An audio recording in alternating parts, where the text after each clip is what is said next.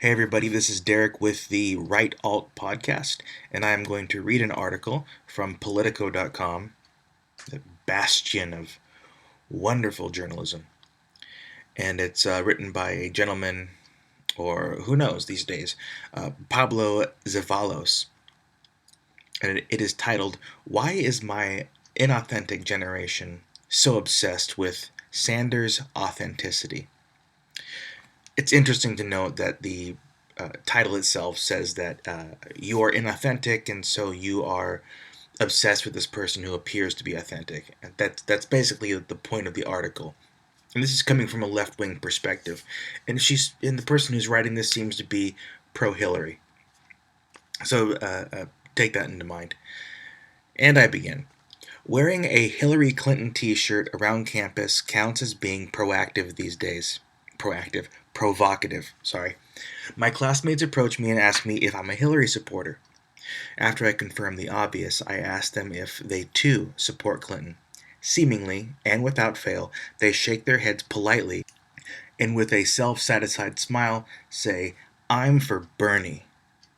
And when I ask why, I almost always get some back variant of, he's authentic.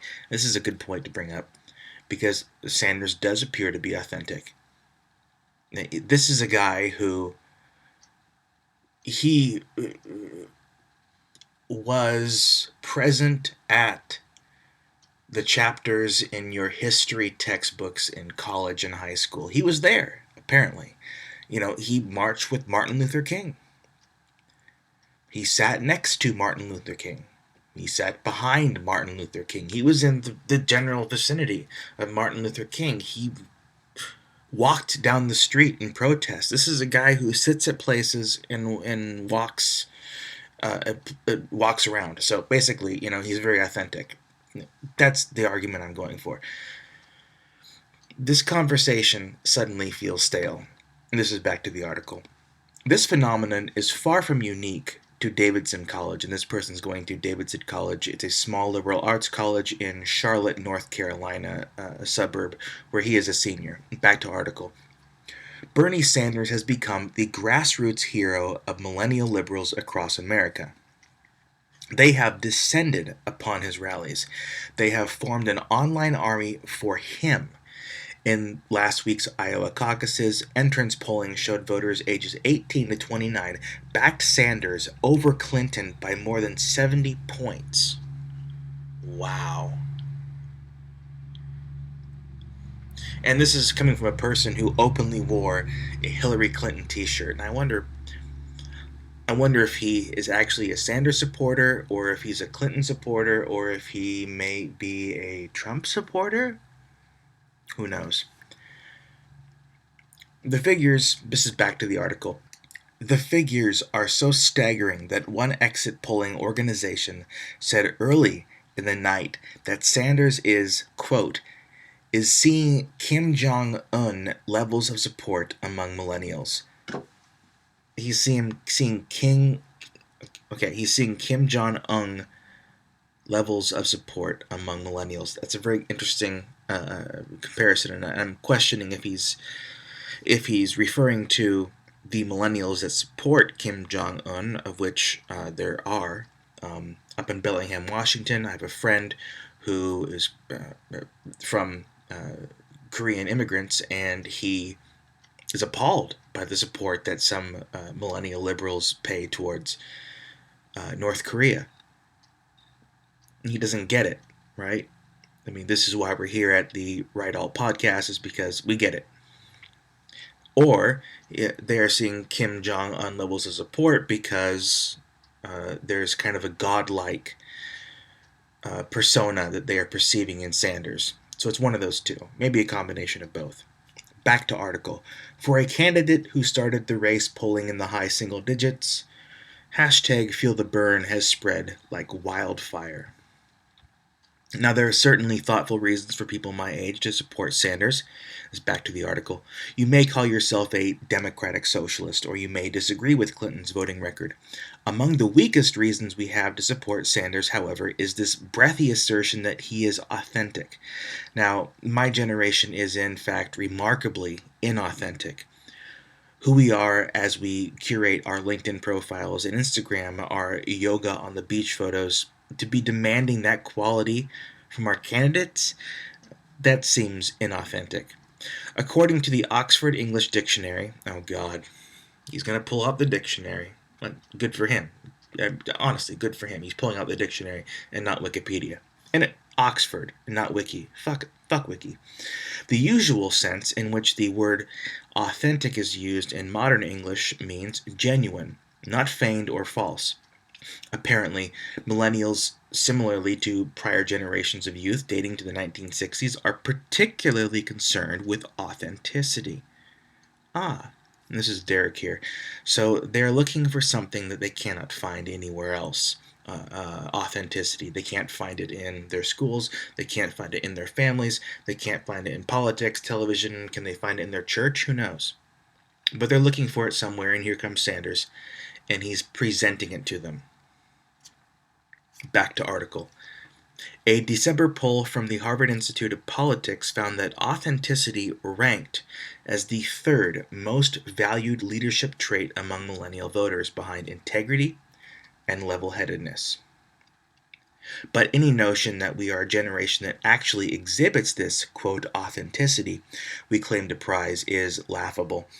Never has a generation lived so publicly or been so deluded about its own ways.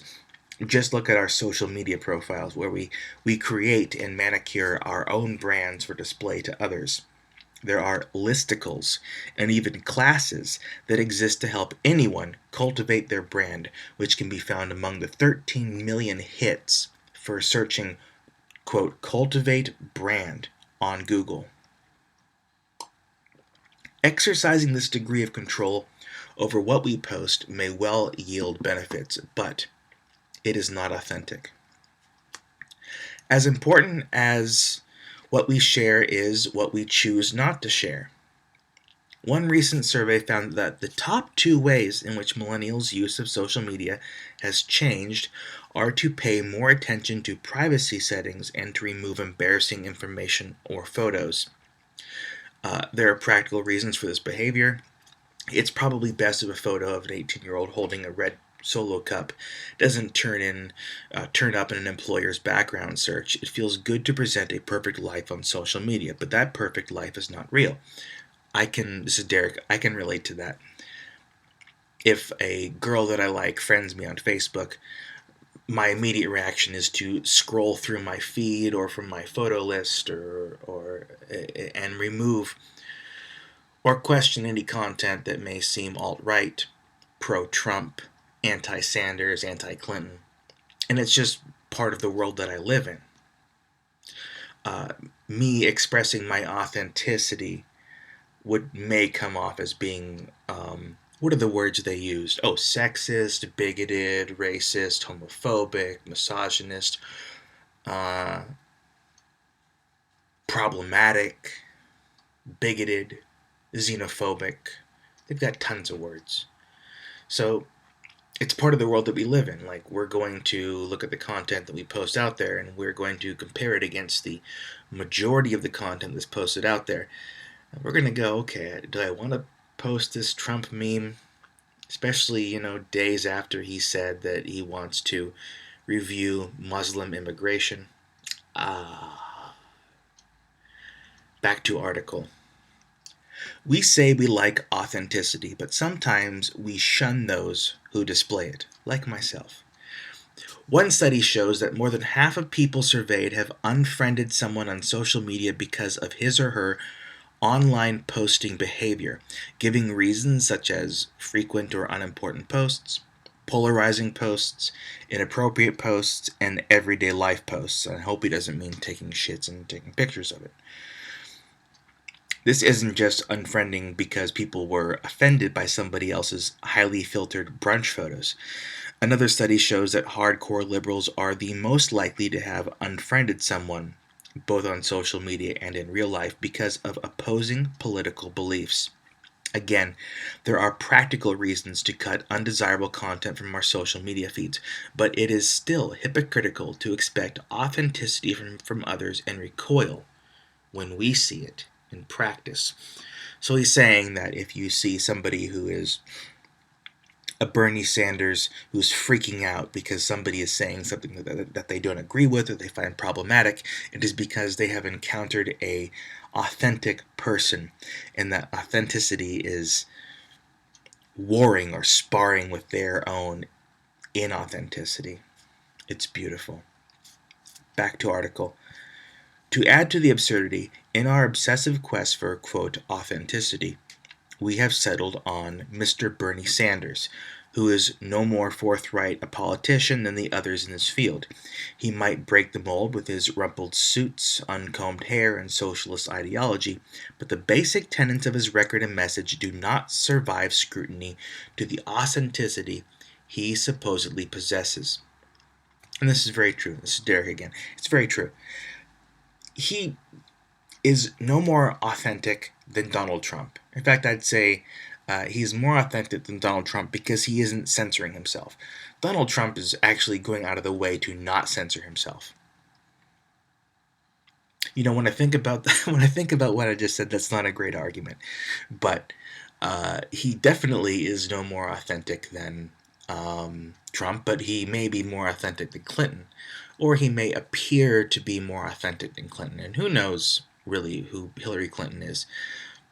She's involved in some shit, and she is involved with some serious shit, and she's running for president, so of course she's gonna sweep skeletons and diplomats and filmmakers on YouTube under the rug, if you know what I mean.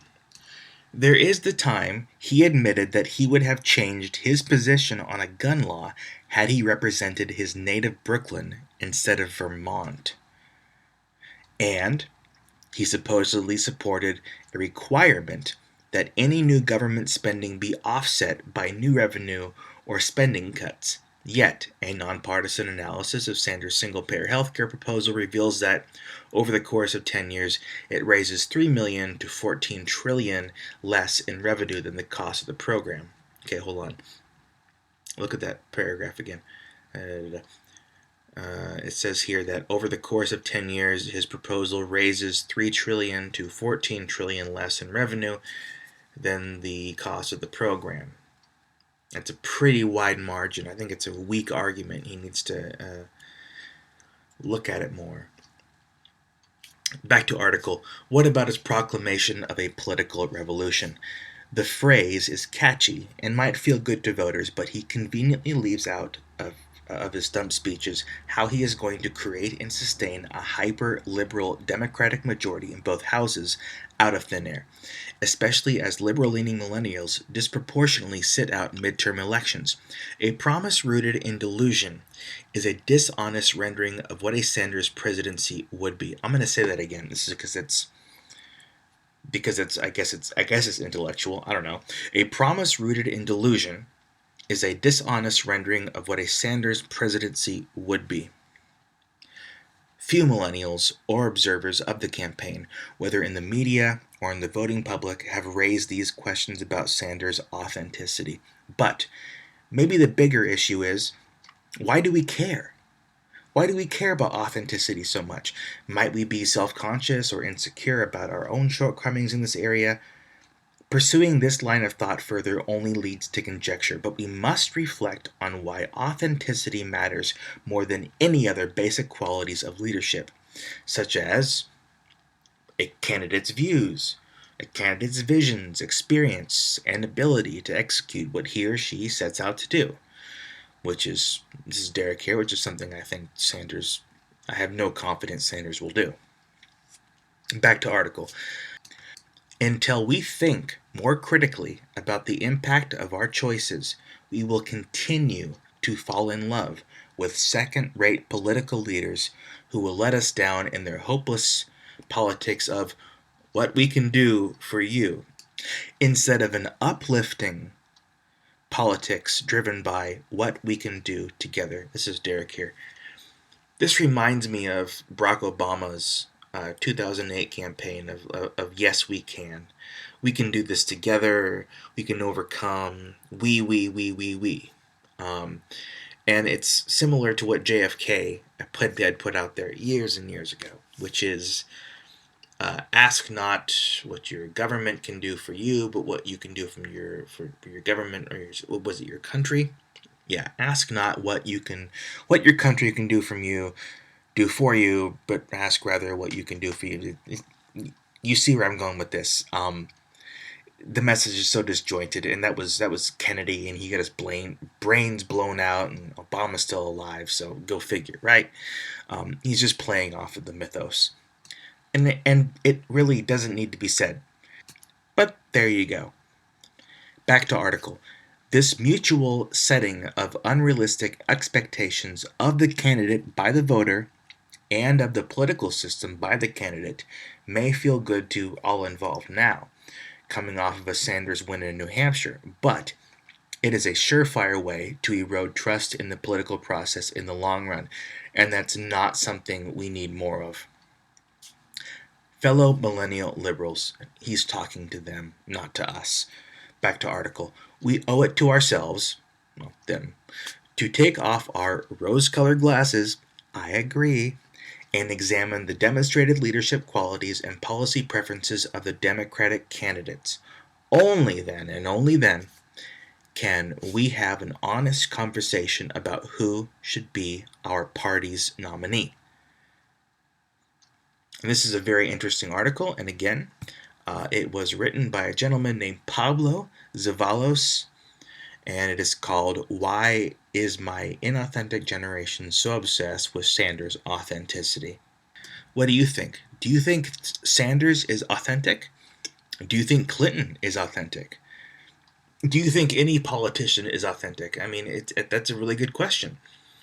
Is Trump authentic as much as I want to see him as authentic?